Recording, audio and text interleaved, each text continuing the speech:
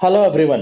Last lecture में हम लोगों ने एक्टिव टू पैसिव कन्वर्जन में फ्यूचर टेंस देखा था और फ्यूचर टेंस में भी हम लोगों ने दो बहुत इंपॉर्टेंट पार्ट्स देखे थे, future simple and future continuous. आज के इस लेक्चर में हम लोग रिमेनिंग पार्ट यानी फ्यूचर परफेक्ट और फ्यूचर परफेक्ट कंटिन्यूअस में एक्टिव टू पैसिव ट्रांसफॉर्मेशन कैसे करते हैं वो देखेंगे। तो सबसे पहले हम लोग ले लेते हैं फ्यूचर परफेक्ट।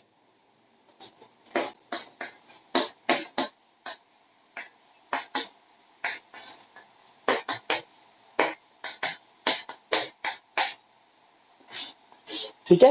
अब देखिए इसका सिंटेक्स थोड़ा सा लेंदी होगा, but please bear with me. अगर आप इसको सिस्टमैटिकली समझोगे तो आपको ये लेंदी बिल्कुल भी नहीं लगेगा। तो देखिए इसका सिंटेक्स कुछ इस तरह से होता है।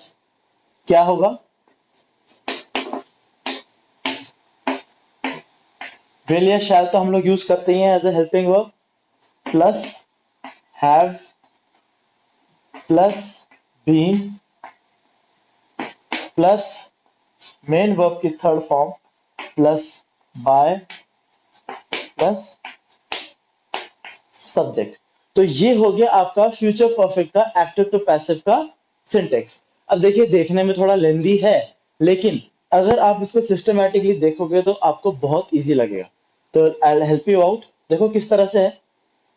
ये रहा आपका हेल्पिंग वर्ब विल या शैल जो फ्यूचर टेंस में आता ही है, प्लस हैव क्योंकि ये फ्यूचर परफेक्ट है, plus been as joiner. Main verb की थर्ड फॉर्म हर पैसिव फॉर्म में आती ही है, प्लस बाय प्लस सब्जेक्ट। तो ये था आपका फ्यूचर परफेक्ट का सिंटेक्स। यहां पे कोई डाउट है तो please raise your doubt in the comment section. अब हम लोग इसको और फर्दर अच्छे से समझ लेते हैं by the help of an example. तो देखिए एग्जाम्पल कुछ इस तरह से होगा।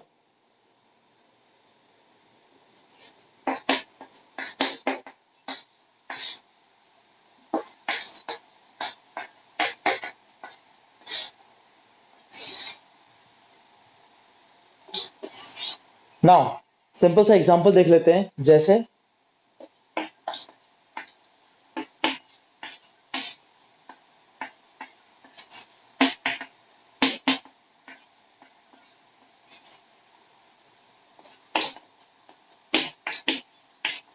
देखिए क्या एग्जाम्पल है, he will have finish the job.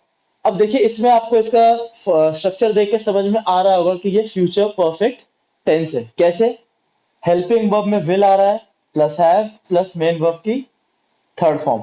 और अगर आपने मेरे टेंस के लेक्चर्स देखे हैं तो इससे आपको समझ में आ जाएगा कि ये एक्चुअल में क्या है, फ्यूचर परफेक्ट। अब देख लेते हैं कि ये एक्टिव फॉर्म में है कि नहीं है।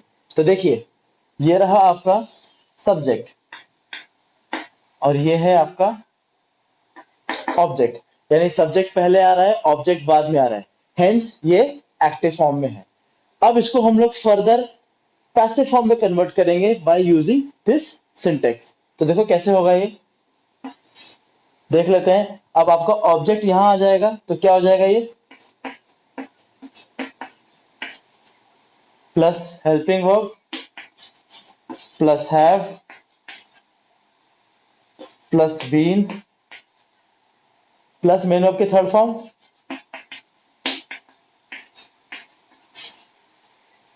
प्लस बाय, और ही ऑब्जेक्ट की जगह पे आके क्या हो जाता है,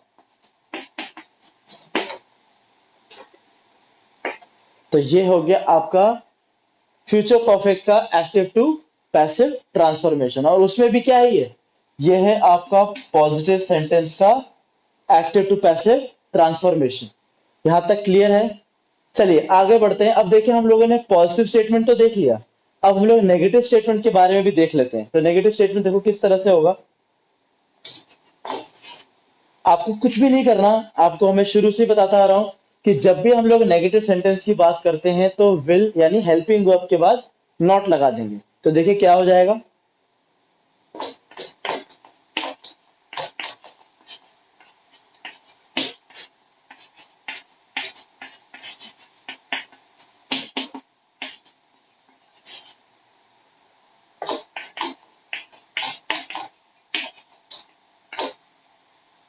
ठीक है। He will not have finish the job, तो ये किस फॉर्म में है, एक्टिव फॉर्म में, और उसमें भी क्या है, ये नेगेटिव। अब इसका पैसे बनाना है तो वही सेम स्ट्रक्चर फॉलो करेंगे विद एन एक्सेप्शन। कि हम लोग हेल्पिंग वर्ब के बाद नॉट लगाएंगे। तो देख लेते हैं कैसे होगा।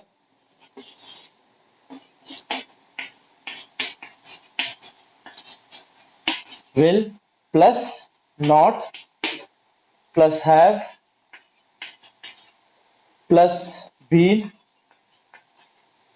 प्लस मेन वर्ब की थर्ड फॉर्म वैसे का वैसे ही आ जाएगा, क्योंकि हमें पता है फ्यूचर परफेक्ट में भी हम लोग एक्टिव हो चाहे पैसिव हो वर्ब की थर्ड फॉर्म यूज करते हैं।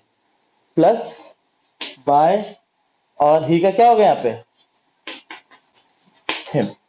तो ये था आपके नेगेटिव फ्यूचर परफेक्ट सेंटेंस का एक्टिव टू पैसिव ट्रांसफॉर्मेशन। यहां तक कोई भी डाउट है आपको तो please raise your doubt in the comment section. अब नेक्स्ट देख लेते हैं हम लोग थर्ड सेंटेंस, जो क्या होगा इंटरोगेटिव फॉर्म में। टेंस वही है, फ्यूचर परफेक्ट ही है, लेकिन हम लोग इसका इंटरोगेटिव फॉर्म देख लेते हैं। अब मैं आपको शुरू से बता रहा हूं कि जब भी हम लोग को इंटरोगेटिव फॉर्म करना होता है तो हम लोग क्या करते हैं, जो हेल्पिंग वर्ब होता है उसको उठा के हम लोग सेंटेंस के बिगिनिंग में ले जाते हैं और बाकी का सेंटेंस वैसे का वैसा ही लिख देते हैं। तो देखिए इसका इंटरोगेटिव फॉर्म क्या हो जाएगा।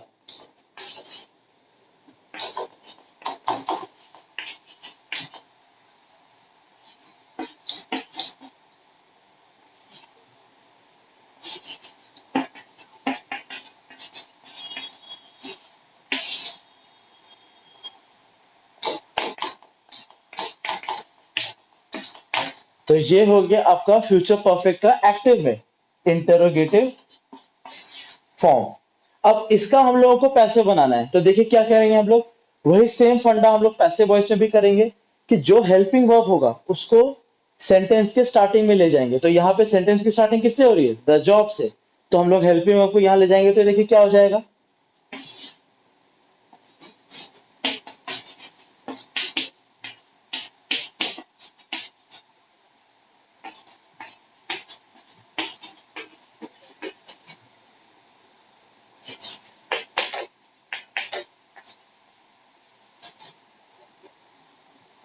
फिनिश्ड बाय हिम, क्योंकि हमें पता है ही जब यहां जाता है तो हिम हो जाता है। तो देखिए क्या हो गया, will the job have been finished by him. तो ये फ्यूचर परफेक्ट के इंटरोगेटिव का एक्टिव टू पैसिव ट्रांसफॉर्मेशन हो गया। यहां तक कोई भी डाउट है तो please raise your doubt. Now इसमें एक चीज जो है वो मैं आपको थोड़ा क्लियर कर दूं। देखिए यहाँ पे कई स्टूडेंट्स ये कहते हैं कि सर हम लोग जब फ्यूचर परफेक्ट की बात कर रहे हैं तो टास्क कंप्लीशन की बात कर रहे हैं कि टास्क कंप्लीट होने वाला है, तो जनरली हम लोग वहां पे वुड का यूज करते हैं। तो you are perfectly right. Actual में सेंटेंस का यूज हम लोग किस तरह से कर रहे हैं, यानी फ्यूचर परफेक्ट में हम लोग सेंस क्या देना चाह रहे हैं कि वो टास्क आपके माइंड में या सेंटेंस में हो चुका होगा, तो हम लोग यहाँ पे विल की जगह पे क्या यूज करेंगे, ध्यान रखिएगा इस चीज का। हम लोग यहाँ पे विल की जगह पे यूज करेंगे वुड। तो जहां जहां आपको विल दिख रहा है, he would have finished the job, क्योंकि यहाँ पे पास्ट की एक फीलिंग आ रही है, यानी पास्ट का एक इंडिकेशन आ रहा है। तो जहां पे भी फ्यूचर परफेक्ट में एक पास्ट इंडिकेशन आता है तो हम लोग वहां पे हेल्पिंग वर्ब में विल की जगह पे वुड और शैल की जगह पे शुड यूज करते हैं। तो देखिए जहां जहां आपको विल दिख रहा है, यहां भी आपको विल दिख रहा है तो क्या हो जाएगा, would he have finished the job. Same यहाँ पे भी the job would have been finished by him, और यहाँ पे भी would the job have been finished by him. तो ये था आपका फ्यूचर परफेक्ट में एक्टिव टू पैसिव ट्रांसफॉर्मेशन। अब हम लोग एक्टिव टू पैसिव ट्रांसफॉर्मेशन के टेंस रूल्स में लास्ट पार्ट देखेंगे, that is future perfect continuous.